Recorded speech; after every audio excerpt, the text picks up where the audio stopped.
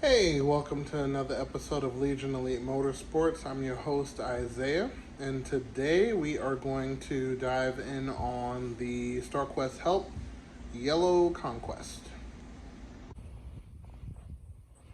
Okay, so I believe that is everything, and now what we're going to do is make sure that there are no leaks of oil or any kind. And once that is successful, we are going to go tuning. So I'm gonna cross my fingers and fire this car up. I took the intake manifold off again just to make sure everything was sealed up properly pertaining to the oil, and it is. And also I reseated the injectors, so it has a O-ring on the bottom of it that's not leaking air. Actually would recommend getting the O-ring that sits up here, but those are actually kind of hard to find. So without any further ado, I'm gonna fire this car up, turn down the fuel pressure to 40 psi, and let her idle. And if everything goes well with no oil dripping, we will begin the tuning.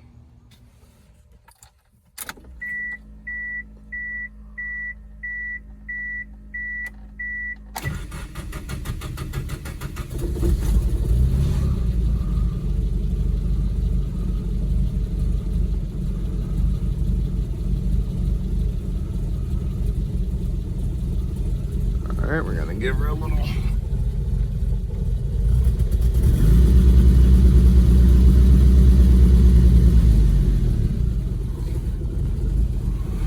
bit of gas.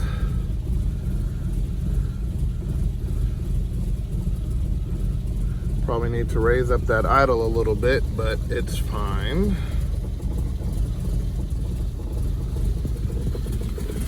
All right, let's see what we got over here.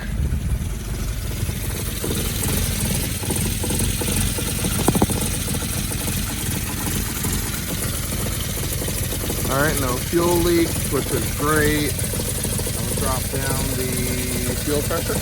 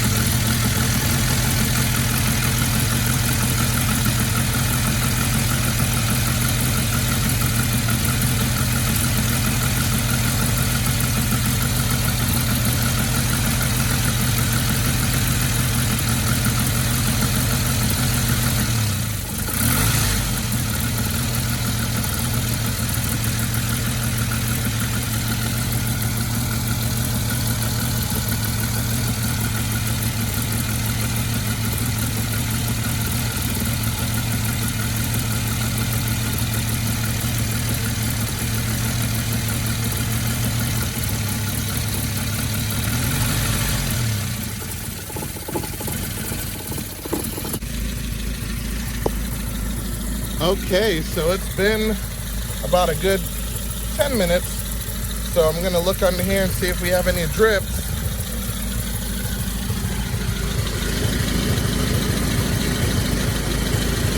Perfect, not one drip. That's exactly what I wanted to see. All right, so we're looking good. I'm gonna let her finish warming up and grab my laptop and all the good stuff, and we're gonna give it a tune.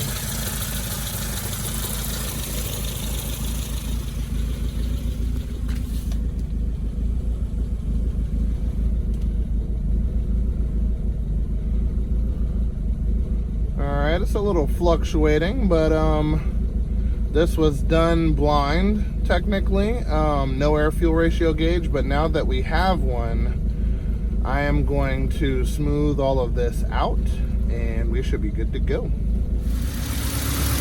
Okay, everything was going good. It looks like the alternator took a crap on me. I was getting 9.3 volts. So, we got a lot accomplished, but looks like it's not over. Got a little bit more work to do. So stay tuned for the never-ending story of the trials and tribulations of the quest.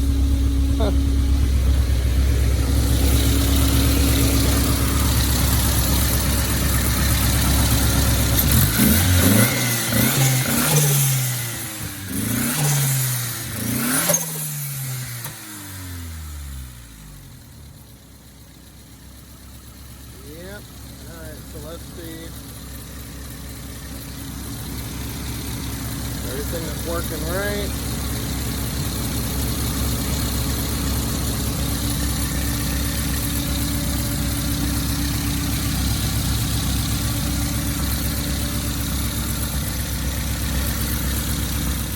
I'm here at the service hatch and everything, and I went to go fill up the car, put some fresh 93 in it, and as soon as I turned on the car, it's running and everything, and next thing you know, the fuel pump starts screaming, I'm like, what's going on? So I pulled the pickup tube where I kept this guy, and would you look at that, it filled up just that quick with some sort of a sludge. So good thing I kept this guy in there, because now I know that the gas tank, probably needs to be cleaned. I just put a half a tank of gas in there, and I would like to run that out so the tank can be taken down to get cleaned, but I don't know, we're gonna see, because this is kind of bad. Even though it looks clean, this red sand, I think this car is from Arizona, somehow made its way into the gas tank, whether it be one corner or the next. But in general, it needs to be cleaned. I'm gonna clean this filter out again, connect it, and see if it quiets down, or see what happens. So let's see. Okay, so now I cleaned out that filter, and we're gonna test it again to see what the pump is doing as far as sound. And now it's silent again. It's not making that loud buzzing noise. So that loud buzzing noise was because of the clogged screen. So it's actually a silent pump. So for right now, we're gonna leave everything loosely connected. This is a vacuum, so it's not pressurized. It's not going to pop off from here or from there. So we're gonna leave that like that for now, including the cover off. I need to make sure that the filter doesn't clog again, and obviously I will be able to hear it if it does. So I'm gonna leave that like that. Make sure I keep track of all of the screws and everything. Also have to do some cleaning up. I already cleared out the water that was back here and everything. So now I'm going to put the spare tire back in, put the battery in the box on top of the spare tire just for now.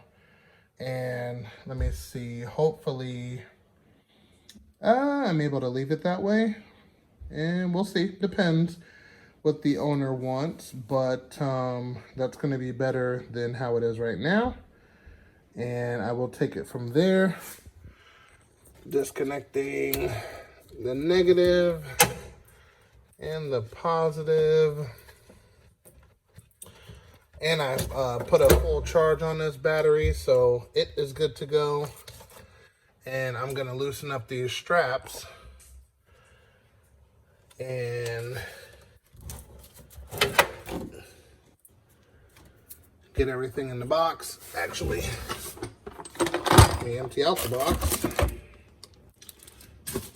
There we go. These bulbs and whatnot. I'm not sure what that is. Okay. And also I'm gonna get the spare tire. The spare tire, I actually filled it back up with air. It was low.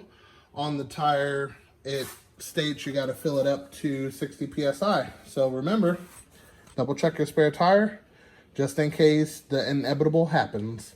So let me clean this up and we'll get a reshot and move on. Okay, a nice temporary for right now. Nice tight straps. Everything's in its place. Also, if you have the cover for this, the carpeted cover in black, the owner would very much like to purchase that. So let me know in the descriptions if you have this cover, and I'll let him know. Okay, so we yanked out the alternator on the yellow car. And of course I recommended the upgrade to this alternator. So this one is a original Mitsubishi unit. This one is a Hyundai Tiburon XL 1.8 to 2.0. It has a lot of variants, but regardless to what, it's the same alternator. So I'm going to leave a link in the description so you guys can source this alternator out yourself. If you go through eBay, you should be able to find it for around $70, somewhere around there, remanufactured. And what we're going to do now is we're going to look at the subtle differences. So the base mount is exactly the same. The top mount is slightly off, which is not a big deal. So this one is 6 o'clock and 12 o'clock. This one is 6 o'clock and 11. So basically what that means is the belt goes to the crankshaft, water pump, alternator.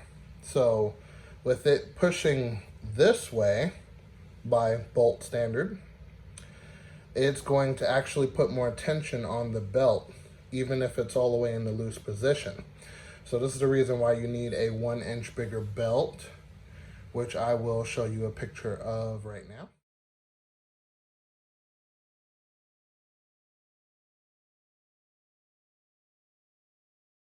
Okay, so that is the facial differences. Also, this one runs a serpentine belt, and then this one runs a V belt. So I'm gonna talk about how you're going to switch these over. And now we're gonna look at the back. Okay, so that's the back of the Mitsubishi. And then that's the back of the Hyundai. So you'll notice right away that the Hyundai has a lot more going on. It's a lot thicker, front to back, which doesn't interfere with anything. This is why this is actually an awesome upgrade. And then on the Mitsubishi, it's actually really small. This alternator was rated at 50 amps, I believe, when it was new. And best believe you're only getting about 40 amps 30 years later. So this one is 90 amps. That one's brand new, actually. So A little bit more was paid for this one, but I believe it has a lifetime warranty, so that's no big deal there. And this is 90 amps. So if you look, the plugs here are identical, so you'll have no issue there. Plugs right in. And then the post for output is right here. So I'm going to get on switching the pulley and I will be right back. Okay, so we're in the middle of changing the wheels, V-belt style. And depending on brand, I'm not sure what brand mine was, but the actual shaft was smaller. And this one is, you know, small too. So this is the original pulley here, fits perfectly. And then here's the other pulley here. It's a little bit too small. So if you have to end up doing this, just take a stepper bit, like this one, but of course bigger, and make note of the size difference, which on the other stepper bit I have, when I plugged it into this one, it left 2 out. And when I plugged it into this one, it left 3 out. So on the stepper bit, which is right here, it has sizes. So I have to take the V-belt style to 5/8. Okay, and then that should allow me to put that on with no problem. So I am going to step the size up on the pulley and I'll be good to go. Okay, so 11/16, not all the way through, just until you get like a little sliver there, just to make sure it's centered, and that should do it. Even if you go all the way through on the full 11/16 on both sides, that works too. Okay, so now we have on the pulley, it has the proper spacer beneath it, so it's not rubbing the housing. So that's good to go. So now we're gonna take the nut, and I always recommend using a electronic impact gun. This one's a 1/2 inch. So use that, get that locked on, and you're ready to reassemble your alternator setup. Okay, so the alternator's back on, including the belt and all of the goodness. The plug in the back is plugged. The charging cable's in. All of the belts are tight. Put back the AC belt. Making sure nothing's in the way. Yeah, we're good to go. So that's done. Now I have to tend to a leak on an injector, and it looks like one of the O-rings is completely destroyed. So I'm looking around to see if I have anything of the sort somewhere and replace that O-ring. Okay, so all attempts failed with with this fuel rail. So what I'm going to do is I'm going to reposition it, fix this bracket I made at the bottom, and get these injectors to seat properly. And gonna have to order new O-rings. So pretty much stopping right here, and we will continue after the O-rings and everything get here, and hopefully this will be finalized and we will be on to the next project. Hey, I hope you guys enjoyed and found this video somewhat helpful. Until then, I'll see you next time, and next time hopefully we will be complete with our yellow project. So I'll see you next episode.